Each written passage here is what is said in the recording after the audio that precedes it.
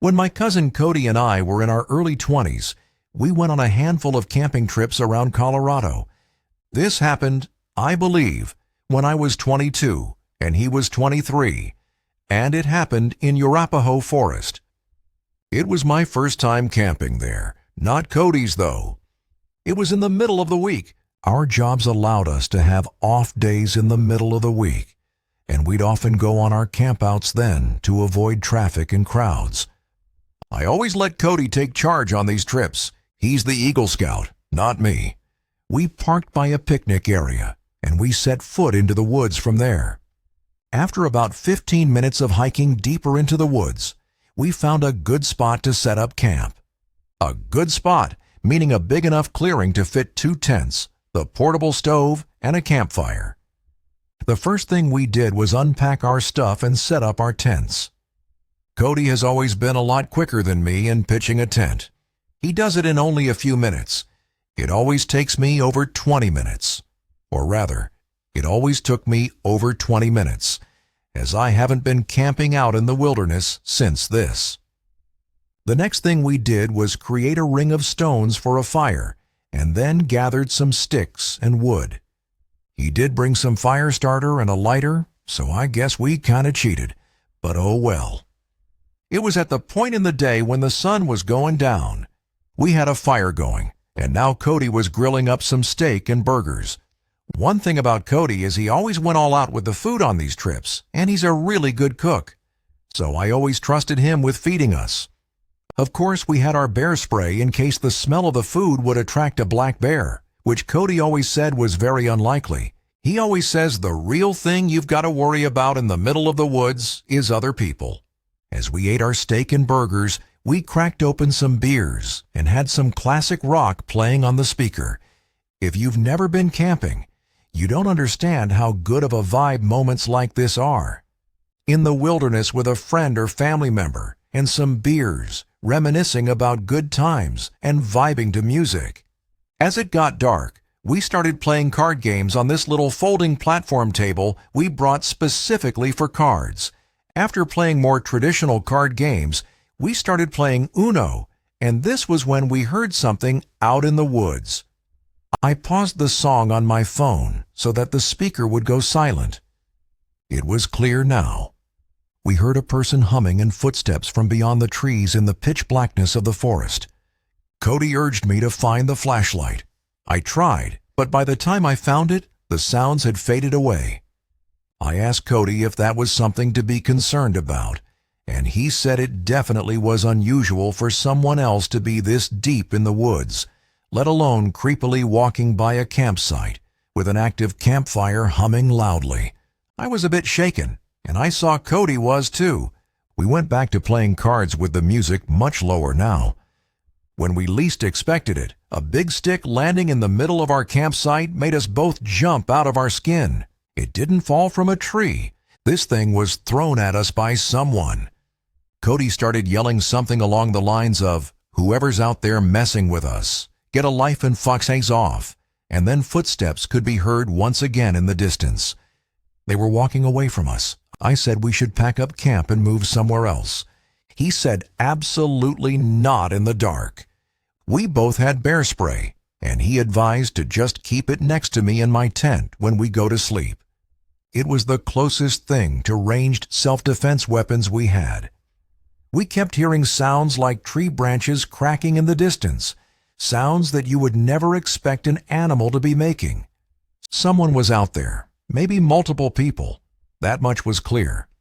We had to go to sleep eventually, so we agreed that maybe we should take turns staying up to keep watch to make sure that no one comes to our campsite and steals anything, or worse. Cody agreed to take first watch. He said he'd stay up and read his book. So I crawled into my tent and then my sleeping bag and went to sleep, waking up in the middle of the night while camping is normal.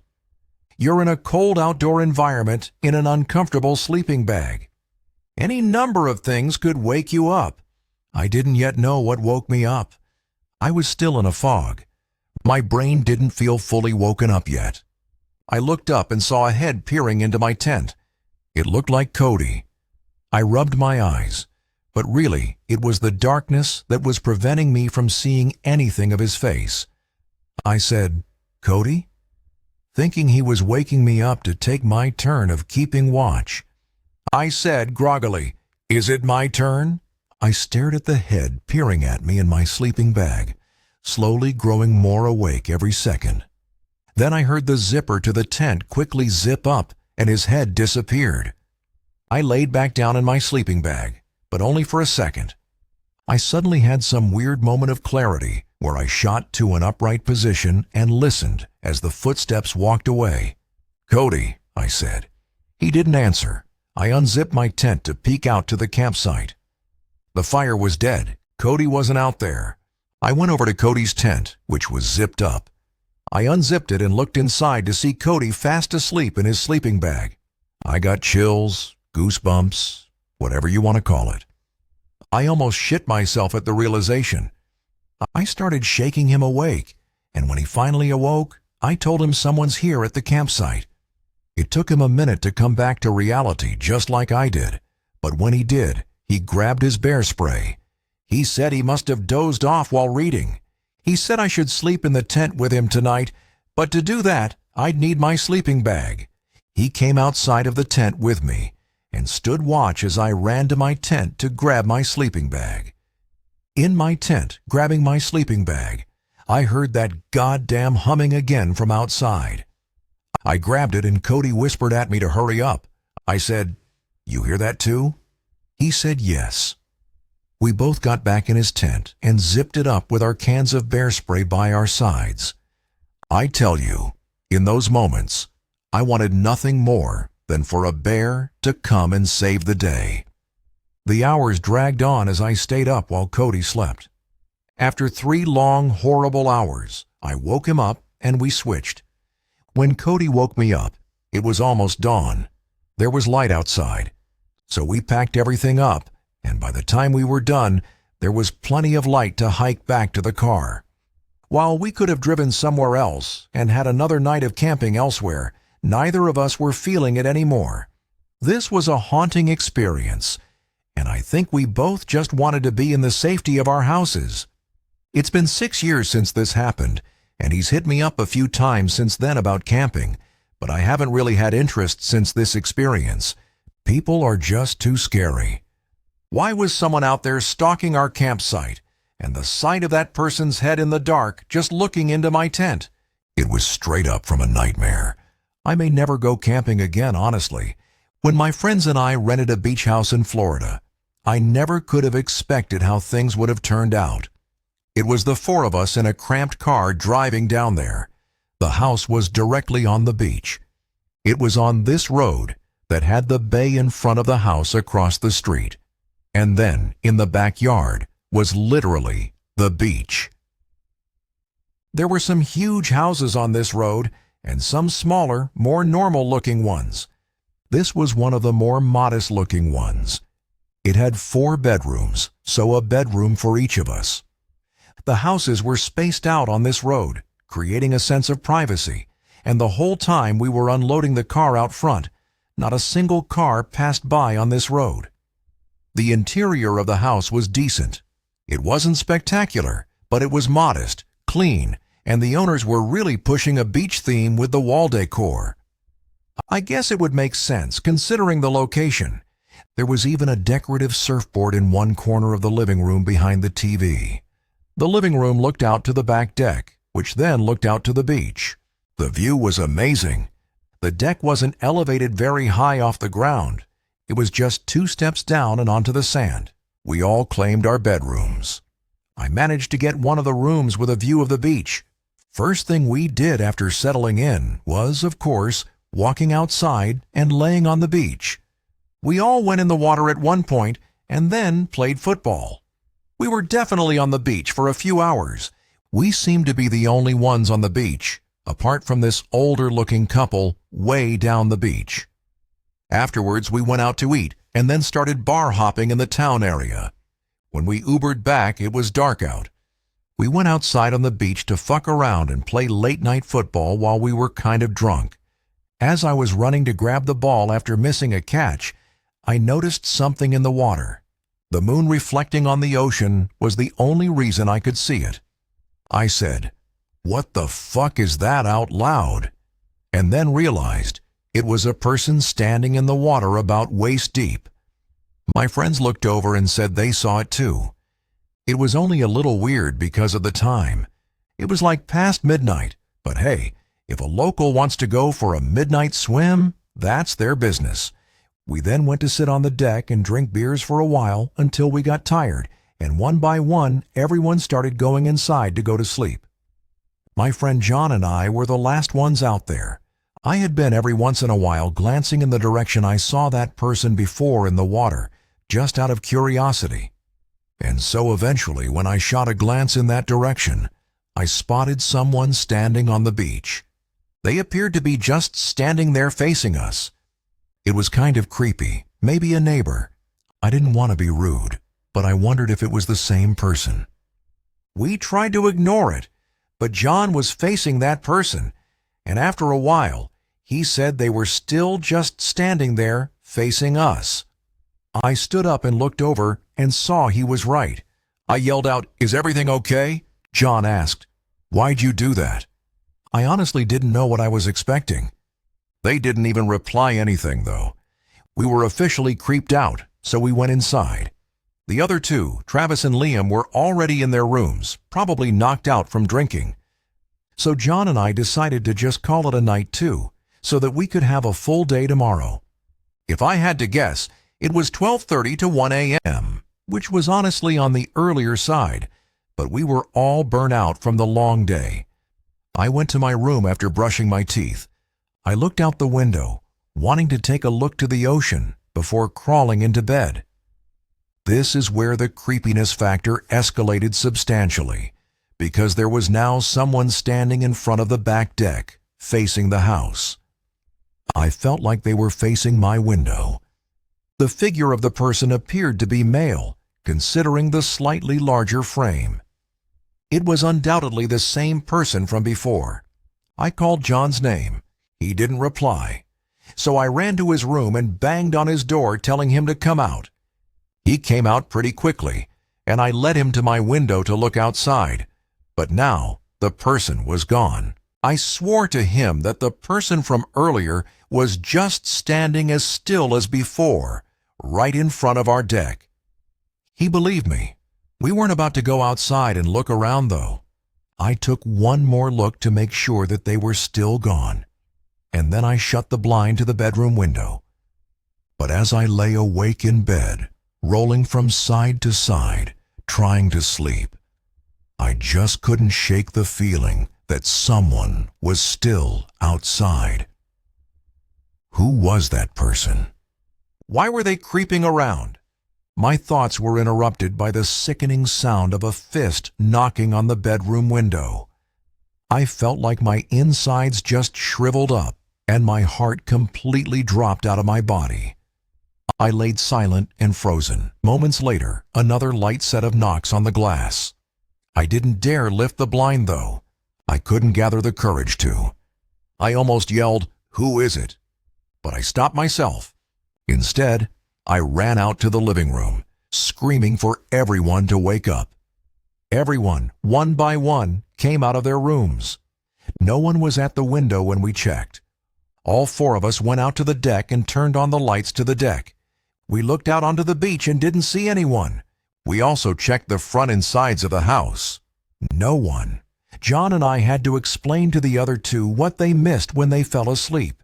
We kept the backyard lights on that night. The next day, John and I went to the two nearest neighbors and asked them if they had also experienced someone knocking on their windows or doors. One of the neighbors told us a genuinely freaky encounter he had a week earlier. Someone knocked on their door in the middle of the night, and when he asked who it was, they wouldn't answer and just kept knocking, so he didn't answer the door. I'm not sure if it was connected, but if it was, that just makes this even scarier. We spent the rest of the day on the beach, exploring nearby towns and hitting bars. Nothing happened that night. We left the next day. I still wonder what I would have seen if I had lifted the blind. I was 9 years old when this happened. For whatever reason, I was home alone one night. So I was playing video games upstairs in my room. I wasn't allowed to answer the door to anyone when I was home alone. Whenever I was left alone, it wasn't for long. My mom would just be out grocery shopping or something like that. I was playing Metroid Prime on my GameCube. I used to be obsessed with that game. I heard the house phone downstairs start to ring. My mom always told me to pick up the phone if it rang, in case it was her calling. So I hurried downstairs, and by maybe the fourth ring I picked up. The caller ID was from my mom's cell phone. She said, "Sweetie, can you come outside and help with the groceries?" I replied, "Mom?" She said back, "Yes." I felt like something sounded off with her voice. You obviously know your own mom's voice. And so, even at such a young age, when I was questioning why it didn't sound like her, I said, "Why do you sound like that?" She replied, "Like what, sweetie?" And I hung up. My mom would never use the word sweetie like that, especially twice in a matter of seconds. The phone rang again and my mom's number came up on the caller ID again. I ignored it. For some reason, my heart was racing. I was nervous. I sat in the kitchen, waiting to see if the phone would ring a third time, and it did. It took a couple minutes before the third ringing, but when I checked the caller ID, this time it was a different number. I picked up, and a man's voice on the other end said, "Hey James, I know this is going to sound weird, but it's your dad. I'm outside." All I could mutter out was a weak, "What?" The man said, "I'm outside. I have a lot to explain." I hung up right then and there. My dad died when I was 3. I have no memories of him. My suspicion was in fact true, that the first voice I heard was not my mom's. The phone rang again, and then again after that. I ignored it each time. I couldn't even call my mom because someone clearly had her phone. Then things took a turn for the worse when there were knocks at the front door. This went from a "someone has my mom's phone" situation to a "someone is outside the house" situation.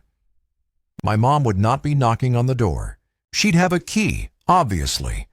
I peered around the wall of the kitchen to look at the front door.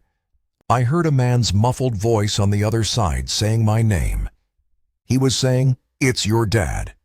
He rang the doorbell, and then I heard him start attempting to open the door. I did something that no 9-year-old should ever have to do, and that was grabbing the phone and calling 911. The 911 operator asked me what I imagined to be some pretty standard questions. Most importantly, telling me to wait in a bathroom or other room with a lockable door until the police get there. The bathroom is on the first floor of the house. I hid in there with the lights off. Whoever was outside came to the window and tried pulling it open. I heard their entire struggle.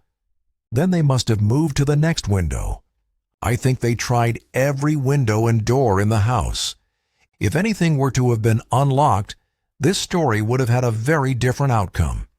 They must have given up at some point before the police arrived, and I say they, because clearly there were 2 people involved in this, a man and a woman. They both could have been out there for all I know.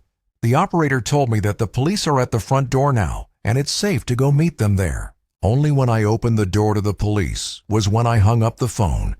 They did a quick investigation inside and outside of the house and asked me where my mom was supposed to be, and if my mom knew anyone who might want to hurt us. I'm sure I said I thought she was grocery shopping or something, and not that I know of. My mom returned home with my little sister in a panic when she saw the police cars out front. My mom's phone was stolen, which was already clear. I'm sure that our address, home phone number, and other personal information was stored somewhere on the phone, easily accessible, though how they knew my name, I'm not exactly sure. Something on my mom's phone must have given it away. It was an old Nokia flip phone. Who stole it was a mystery, but my mom's phone background was a picture of her with my little sister and I. This could have been an indication to some disgusting, creepy couple out there that the owner of this phone was a single mom with 2 young kids, and they tried to use that as a way of tricking me into leaving the house, which is absolutely disgusting and horrific. The phone must have been destroyed after the failed attempts at trying to lure me outside. Things were a little different after this. My mom wouldn't leave me alone anymore at night, not until I was a few years older at least.